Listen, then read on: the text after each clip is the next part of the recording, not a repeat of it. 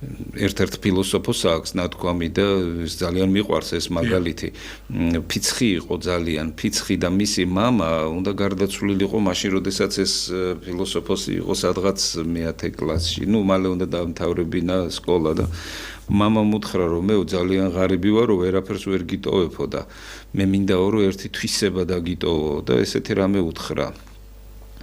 ფიცხი ხარო შენო და როდესაც ვიღაცა რამეს გაწყენინებსო,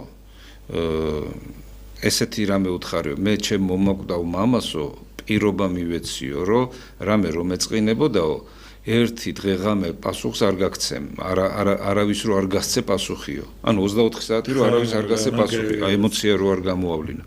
და აი ერთი დღის მერე გაგცემო პასუხს და მართლაც ეს ჩვევა მომაკვდავი მამას შეპირდა და მთელი ცხოვრება შეინარჩუნა და ის ამბობს, რომ მე აი